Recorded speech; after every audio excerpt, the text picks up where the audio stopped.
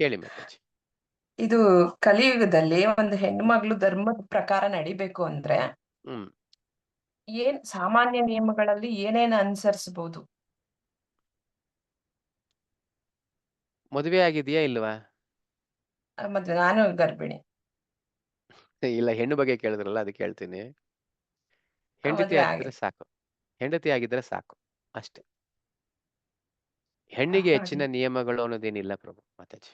ಹ, ಹ, ಹೆಂಡತಿ ಆಗಿದ್ರೇನೆ ಸಾಕು, ಎಲ್ಲವೂ ಬಂದ್ಬಿಡುತ್ತೆ. ಸೊ ಹ್ಮ್, ಭಗವಂತನ ಸೃಷ್ಟಿ ಆ ರೀತಿ ಇದೆ. ಗಂಡಸ್ ಹ್ಮ್, ಏನೆಲ್ಲ ಮಾಡ್ತಾನೆ ಅದ್ರಲ್ಲಿ ಆತ ಏನಾದ್ರು ಭಕ್ತಿ ಮಾಡಿದ್ರಲ್ಲಿ ಅರ್ಧ ಭಾಗ ಹೆಂಡತಿಗೆ ಹೊರಟೋಗುತ್ತೆ.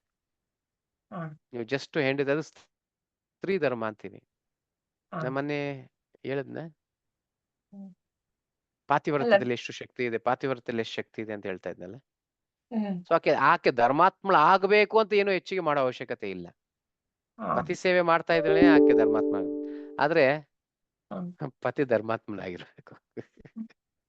ಒಂದ್ ವೇಳೆ ಹಾ ಅವರಿಗೆ ಮತ್ತೆ ಅಷ್ಟು ಜ್ಞಾನ ಇಲ್ಲ, ಯಾವ್ದ್ರ ಬಗ್ಗೆ ತಿಳುವಳಿಕೆ ಇಲ್ಲ ಅಂದಾಗ, ನಮಗೆ ಅಲ್ಪ ಸ್ವಲ್ಪನಾದ್ರೂ ಇದೆ ಅಂದಾಗ ನಾವ್ ಹೇಗೆ? ಅದು ನಾವು ಮಾಡ್ಬೇಕು. ಮೊನ್ನೆನೂ ಹೇಳಿದ್ದೀನಿ ಮಾತಾಜಿ ಇದನ್ನೇ. ಇವಾಗ ಪೂಜೆ ಹೆಣ್ಮಕ್ಳಾದವರು ಗಂಟೆ ಹೊಡಿಬಾರ್ದು, ಹೆಣ್ಮಕ್ಳಾದವ್ರು ಇದು ಮಾಡಬಾರ್ದು, ಹಲವಾರು ಅದು ಖಂಡಿತ ಮಾಡಬಾರ್ದು. ಆದ್ರೆ ಹ, ಅಂತ ಗಂಡಸಿಲ್ಲ ಅನ್ನೋವಾಗ ಹೆಣ್ಣಾದವಳು ಎಲ್ಲವನ್ನೂ ಮಾಡಬಹುದು. ಇವಾಗ ಒಂದು ಕುಟುಂಬ ಹ, ನಿರ್ವಹಣೆ ಮಾಡ್ಬೇಕಂದ್ರೆ ಗಂಡಸು ಮಾತ್ರ ಆಚೆ ಹೋಗಿ ದುಡಿಬೇಕು. ಹ, ಗಂಡಸು ದುಡಿಯೋ ಯೋಗ್ಯತೆ ಇಲ್ಲ ಅಂದ್ರೆ ಹೆಣ್ಣಾದವಳು ಹೋಗಿ ದುಡಿತಾಳೆ, ಎಲ್ಲ ಮಾಡ್ತಾಳಲ್ಲ. ಅದೇ ರೀತಿನೇ ಭಗವಂತನ ಸೇವೆನೂ ಅಷ್ಟೇ. ಹ, ಎಲ್ಲ ನಿಯಮ ನಿಬಂಧನೆಗಳಲ್ಲೂ ಪ್ರತಿಯೊಬ್ಬರಿಗೆ ಅನ್ವಯ. ಆದ್ರೆ ಹ, ಭಗವಂತನ ಸೇವೆಯಲ್ಲಿ ಎಲ್ಲವನ್ನೂ ಮುರಿಬಹುದು. ಹ, ಸುಮ್ನೆ ಮುರಿಯೋ ಹಾಗಿಲ್ಲ. ಆ ಹ, ಸಂದರ್ಭ ಅವಕಾಶ ಇಲ್ಲ ಅಂದ್ರೆ ಅಂತ ಒಂದು ಸ್ಥಿತಿಗತಿಗಳಿದ್ರೆ ಮುರಿಬಹುದು. ಸೊ ಹ್ಮ್, ಇವಾಗ ನೀವು ಜಪ ಮಾಡ್ತಿದ್ರೆ ನೈವೇದ್ಯ ಮಾಡ್ತೀರಾ ಅಷ್ಟೇ ಸಾಕು. ಹ, ಇದಕ್ಕಿಂತ ಹೆಚ್ಚು ಇನ್ನು ಕಲಿಯುಗದಲ್ಲಿ ಬೇರೆ ಏನು ಮಾಡಕ್ ಆಗೋದು ಇಲ್ಲ ಮತ್ತೆ. ಆ ಯೋಗ್ಯತೆ ಹ, ನಮಗಿಲ್ಲ, ಮಾಡಕ್ ಆಗದೆ ಇರೋದು, ಅದರಲ್ಲೂ ಹೆಣ್ಣಾಗಿ ಇನ್ನೂ ಕಷ್ಟ ಹ, ಮಾಡೋದು.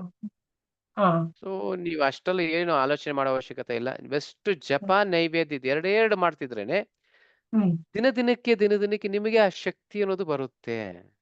ಹ್ಮ್, ಕೃಷ್ಣನೇ ಕೊಡ್ತಾನೆ, ನಾಳೆ ಬರುತ್ತೆ. ತೇಷಾಂ ತೇಷಾಂ ಸತತಯುಕ್ತಾನಾಂ ಭಜತಾಂ ಪ್ರೀತಿ ಪೂರ್ವಕಂ ದದಾಮಿ ಬುದ್ಧಿಯೋಗಂ ತಮೇನ ಮಾಮುಪಯ ಅಂತತೆ. ಹ, ನೀವು ಜಸ್ಟ್ ಆ ಹಾಲು ಹಣ್ಣು ಕೊಡೋದು, ನೈವೇದ್ಯ ಮಾಡೋದು, ಜಪ ಮಾಡೋದು ಪ್ರೀತಿಯಿಂದ ಮಾಡಿದ್ರೇನೆ ನಿಮಗೆ ಏನ್ ಹ್ಮ್, ಬುದ್ಧಿ ಶಕ್ತಿ ಬೇಕು ಕೃಷ್ಣನ ಹೃದಯದಿಂದನೇ ಅದನ್ನೆಲ್ಲ ಕೊಡ್ತಾ ಇರ್ತಾನೆ. ಜ್ಞಾನದ ಹ, ದೀಪವನ್ನು ಬೆಳಗಿಸ್ತಾ ಹೋಗ್ತಾನೆ. ಸೊ ಹ್ಮ್, ಇವಾಗ ಸದ್ಯಕ್ಕೆ ಜಪ ಮಾತ್ರನೇ. ಹ್ಮ್, ಜಪ ನೈವೇದ್ಯ ಎರಡೇ. ಹ್ಮ್. ಇನ್ನೊಂದೇ ಓಕೆ, ಒಂದ್ ಪ್ರಶ್ನೆ. ಕೇಳಿ ಮತ್ತೆ.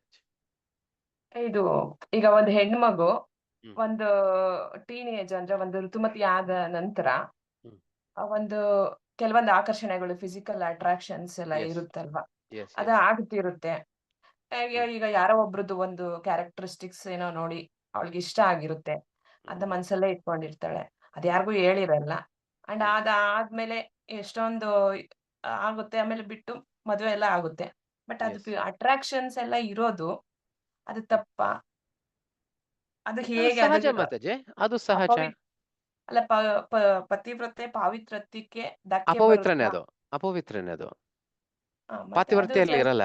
ಆಕೆ ಪಾತಿವ್ರತ್ಯಕ್ಕೆ ಬರಲ್ಲ ಅದು. ಆ, ಬರೀ ಹೆಣ್ಮಕ್ಳನ್ನ ಮಾತ್ರ ಅನ್ಕೊಂಬೇಡಿ. ಪಾತಿವ್ರತ್ಯ ಹ್ಮ್. ಗಂಡಸರಿಗೂ ಇರಬೇಕು, ಬರೀ ಹೆಣ್ಣಿಗೆ ಮಾತ್ರ ಅಲ್ಲ. ಹ್ಮ್.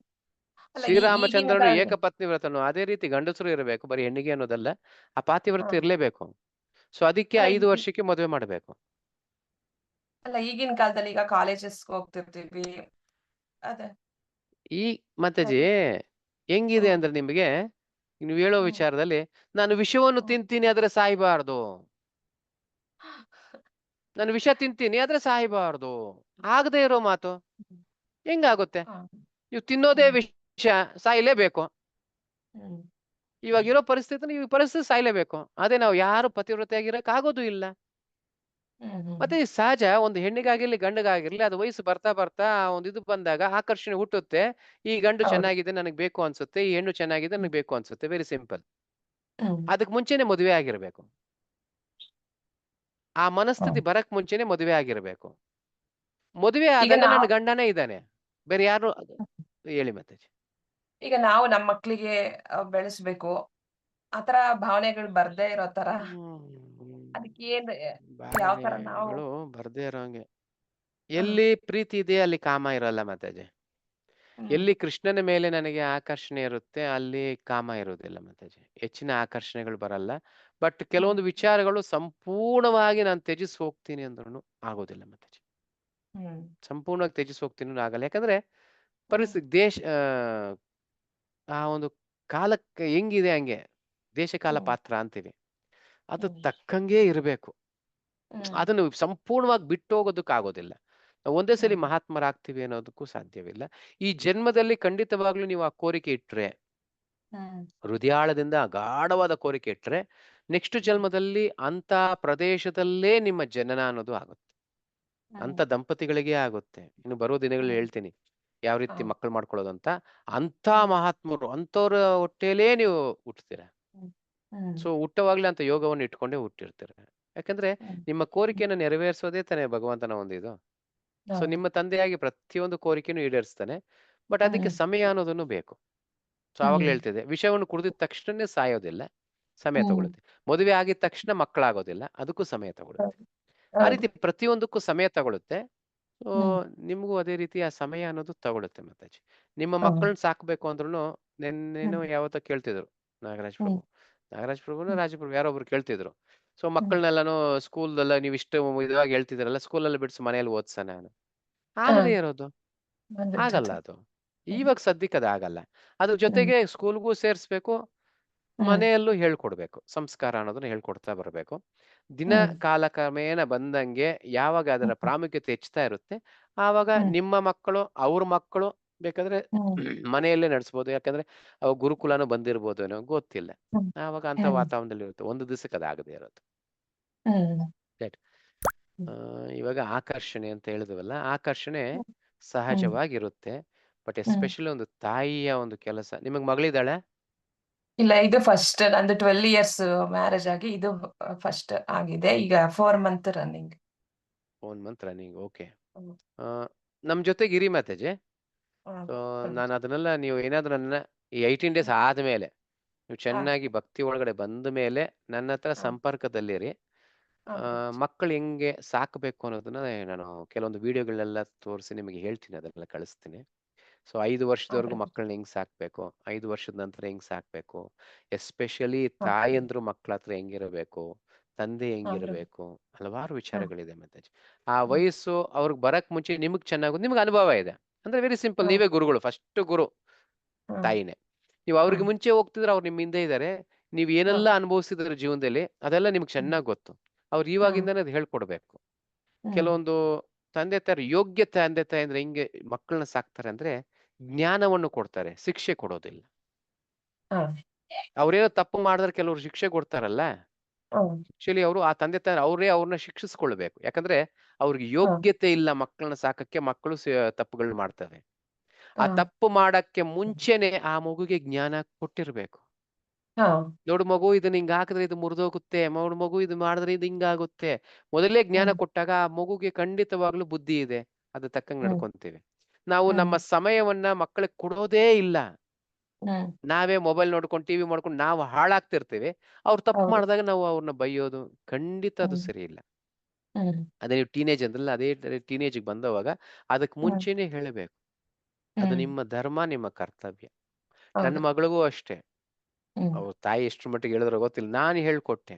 ಆ ವಯಸ್ಸು ಹ್ಮ್ ಬರಕ್ ಮುಂಚೆನೆ ಹೆಂಗಿರುತ್ತೆ, ಏನಿರುತ್ತೆ, ಜೀವನ ಹೆಂಗ್ ಹ್ಮ್ ಹಾಳಾಗುತ್ತೆ, ಅದನ್ನ ಕಾಪಾಡ್ಕೊಳ್ಳೋದು ಹ್ಮ್ ಹೆಂಗೆ, ಪವಿತ್ರತೆ ಅಂದ್ರೆ ಹ್ಮ್ ಏನು, ಇದನ್ನೆಲ್ಲ ಹೇಳ್ಕೊಟ್ಟಿದ್ದೆ. ಅದ್ರ ಹ್ಮ್ ಜೊತೆಗೆ ಸಮಾಜದಲ್ಲಿ ಬಿಡದೆ ಇರಕ್ಕಾಗೋದಿಲ್ಲ. ಹೌದು. ಸಮಾಜದಲ್ಲೂ ಬಿಡಬೇಕು. ಆದ ಕಾರಣ ಹ್ಮ್ ಹ್ಮ್ ಕೆಲವೊಂದು ಎಕ್ಸ್‌ಪೋಸ್ ಆಗ್ಲೇಬೇಕು. ಆದ ಕಾರಣ ನಾವು ಹ್ಮ್ ಅದನ್ನ ಬಿಡ್ಲೇಬೇಕು. ಆದ ಕಾರಣ ಹ್ಮ್ ಮೊದಲು ವ್ಯಾನಲ್ಲಿ ಆಗ್ತಿದೆ ಹೋಗೋದಕ್ಕೆ. ಆನಂತರ ಹ್ಮ್ ಪಬ್ಲಿಕ್ ಇದ್ರಲ್ಲೇ ಹೋಗ್ಬೇಕು, ಬಸ್ಸಲ್ಲೇ ಹಾ ಹೋಗ್ಬೇಕು.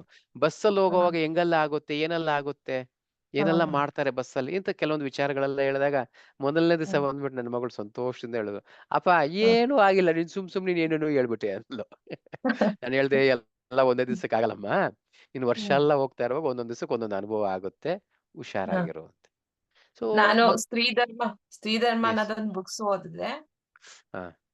ನನಗೆ ತುಂಬಾ ಭಯ ಆಗ್ಬಿಡ್ತು. ಯಾಕಂದ್ರೆ ನಾವ್ ಎಷ್ಟು ಮಿಸ್ಟೇಕ್ ಮಾಡಿದೀವಿ. ಎಸ್ ಎಸ್ ಮಾತಾಜಿ, ಎಸ್ ಮಾತಾಜಿ.